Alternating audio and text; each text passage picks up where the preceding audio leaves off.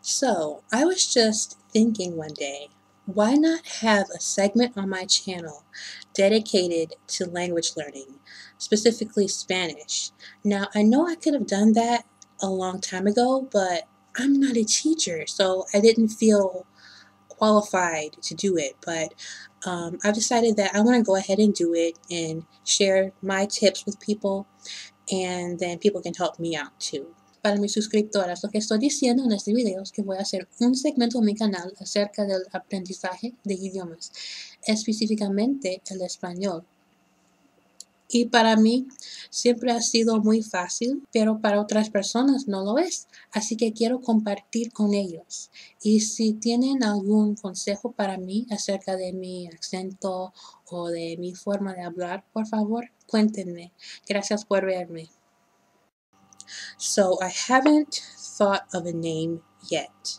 I want something clever, but I'm probably just going to end up putting Spanish as the title and then, what the rest of the video is about, because I can't think of anything. But so in this segment, what I want to talk about is studying, experiences, culture, the language itself. I want to do videos in Spanish, like maybe a viewer will say, make a video in Spanish talking about this subject, or a video about conjugating verbs, anything like that. That's what I really want to do, just to share with everyone. And I'm going to give a few tips that I've picked up along the way.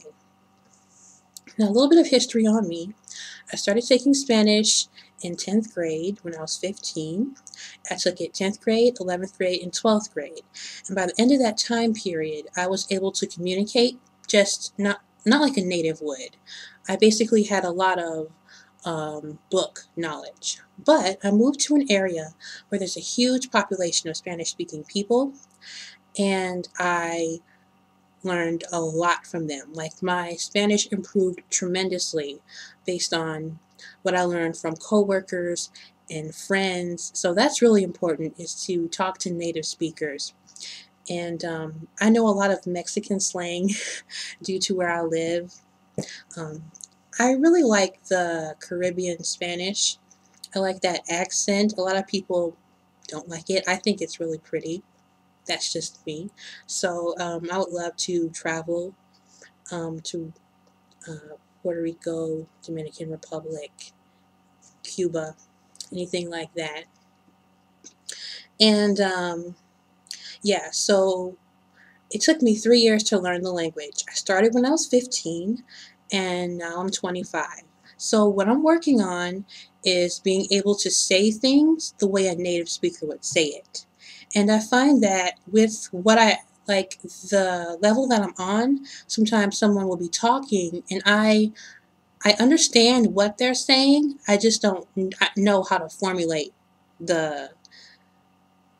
my sentences like they do.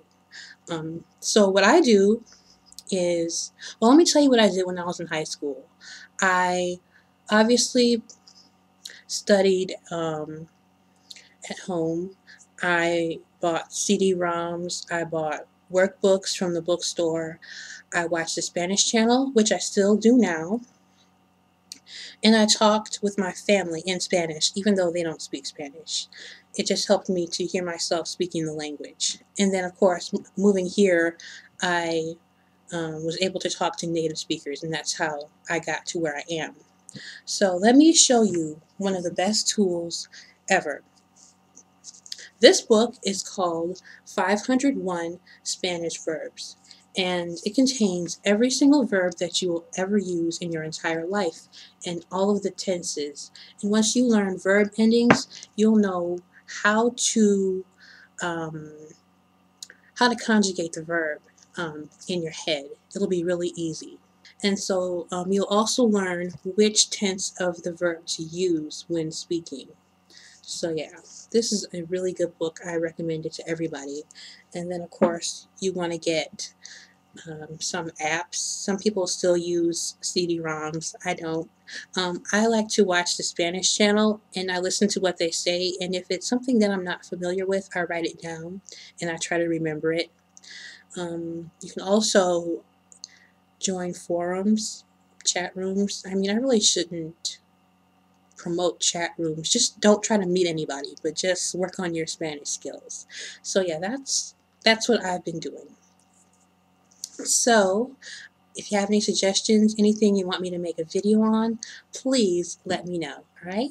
Thanks for watching, and I'll see you next time.